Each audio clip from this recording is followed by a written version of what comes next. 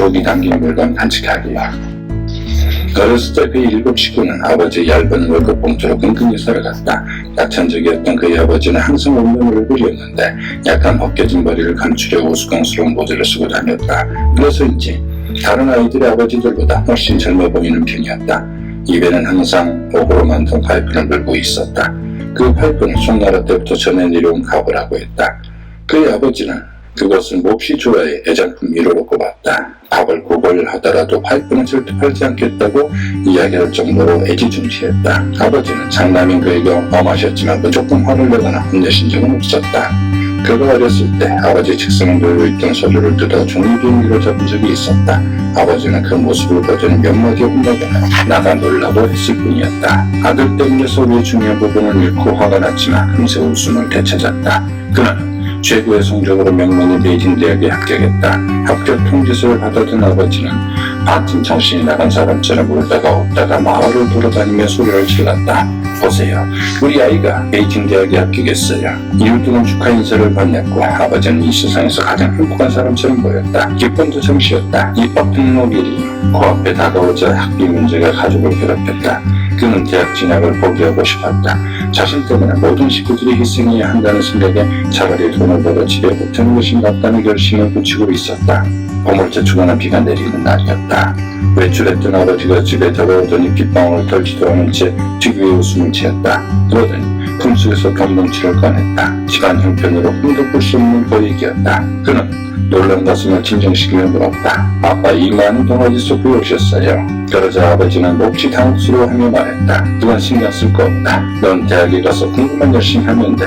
그는 기쁨과 놀라움에 들떠 아버지의 얼굴과 돈을 번갈아 쳐다보다가 그는 또 놀라 소리쳤다. 아빠 파이프는요? 대대손손 내려온 보물 파이프가 그토록 애지중지한 시도 때에 지 않던 옥 파이프가 눈에 띄지 않는다는 사실을 비로소 눈치챈 것이다. 아버지는 어색하게 씩 웃더니 그의 어깨를 툭 치며 말했다. 그까지 파이프가 뭐 대수냐? 저는 눈물을 글쓰며 아무 말도 할 수 없었다. 세월이 흘렀다.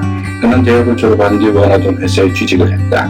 다시 20년 세월이 흘렀다. 그는 회사의 사장자리에 올랐다. 아버지는 이제 노인이 되어 있었다. 몸을 재촉하는 비가 내리는 어느 날 그는 수용체에서 내려 비를 맞으며 집으로 걸어 들어갔다. 아버지의 80번째 생일이었다. 방 안에서 아버지 특유의 웃음소리가 들려왔다. 예비 생일날 맞이 내려댔다. 자 이리 와서 벌주 세 잔을 받아라. 그를 반기며 아버지는 유쾌한 듯 소리쳤다. 그는 아버지를 꼭 껴안아들이며 귀에 속삭였다. 생신 축하드려요. 그는 붉은 포장지로 싼 선물을 아버지에게 내밀었다. 선물은 부피가 꽤 컸다. 라면 상자 크기였다. 올해는 또 무슨 선물이냐. 아버지가 상자를 귀 가까이 대고 흔들어 보았다. 하지만 아무 소리도 들리지 않았다. 직접 뜯어보세요. 별것 아니에요. 아버지를 장난스러운 표정을 짓고 있는 그를 잠시 쳐다보더니 포장지를 뜯기 시작했다. 포장지를 벗기니 다른 색깔의 포장지가 나타났다. 그것을 풀어내자 또 다른 포장지가 있었다. 사람들이 한바탕 웃었다.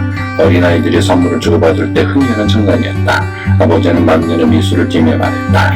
이 녀석은 아직도 어리고 비울 줄 안다니까. 포장지를 11개 뜯고 나자 비로소 상자가 나타났다. 그런데 상자를 열려니까 또 다른 상자가 나타났다. 아버지가 한 방 맞았다는 듯 어깨를 쓰겠다. 그러자 실내에 다시 억수가 터졌다. 총선처럼 뚜껑을 열 때마다 새로운 상자가 나타났다. 8개의 상자를 열고 나서야 그 속에서 빨간색으로 포장된 상자를 발견할 수 있었다. 라면 상자만큼이나 컸던 포장이 이제 어른 손바닥 크기의 상자로 줄어들었다. 이 녀석 포장 뜯다가 늙어 죽겠구나. 내가 아직도 7살 장난꾸러기인 줄 아느냐. 저희 아버지께 항상 장난꾸러기죠. 모두도 박장대소 하며 즐거워했다. 주방에서 음식을 준비하던 어머니까지 손을 닦으며 선물을 구경하러 들어갔다. 아버지는 마지막 포장지를 뜯고 천천히 상자를 열었다. 그는 흥분된 마음에서 한숨에 아버지를 뚫어져라 쳐다봤다. 선물을 확인하는 순간 아버지의 눈이 크게 떠졌다. 아버지의 손이 부들부들 떨리는 것을 그는 보았다. 아버지 특유의 웃음이 사라졌다. 모두가 당황했다. 도대체 무슨 선물이기에 자기가 저렇게 놀라는 걸까? 어머니가 고개를 빼고 보다가 대강 실색했다. 어머나 이럴 수가. 이건 당신 파이프 아니에요. 그는 아버지 앞으로 다가서며 말했다. 이 파이프를 15년 동안 찾아다녔어요. 전국에 있는 골동품 상들을 잊었듯이 뒤졌거든요. 이번에 겨우 찾아냈어요. 이제 아버지께 돌려드릴게요. 너무 늦게 돌려드려서 죄송할 뿐입니다. 아버지, 사랑해요. 아버지는 떨린 손으로 팔도를 꼭 쥔 채 아무 말도 하지 않고 두 눈을 꼭 감았다. 그는 아버지의 눈끝에 눈물이 어린 것을 보았다. 기억 속의 아버지는 눈물이 없는 분이었다. 항상 낙천적으로 웃는 모습이었다. 하지만 그는 알고 있었다. 7시 근박에 살리려고 마음속으로 얼마나 많은 노력을 하였는지. 옛날에 아버지가 직장 상사를 집으로 초대한 적이 있었다. 그가 아버지의 서류를 엉망으로 만든 무엇을 증명했다. 그 상사는 아버지보다 한참 젊어 보였다. 아버지는 그 젊은 상사의 환심과 서류가 놓쳐 애를 쓰는 것 같았다. 젊은 상사가 번호를 들어 이야기할 때마다 아버지는 내내 하늘 고개를 조아렸다. 젊은 상사는 능력도 없는 사람이 왜 이렇게 일을 많이 낳았느냐고 면박을 주기도 했다. 그는 아버지가 젊은 상사를 집으로 초대한다고 할 수 있었다. 잔뜩 술에 취한 상사가 아버지를 이렇게 꾸짖었던 것이다. 애를 많이 낳았으면 간수를 잘하든가 중요한 소리를 망쳐서 일이 잘못됐으니 대체 어떻게 책임질 겁니까? 아버지는 한마디 변명도 못한 채 용서를 구할 뿐이었다. 그때는 아버지가 불쌍했고 무능력하게 느껴지기도 했다. 멍하니 발길을 들고 있는 아버지를 바라보며 생각에 잠겼다.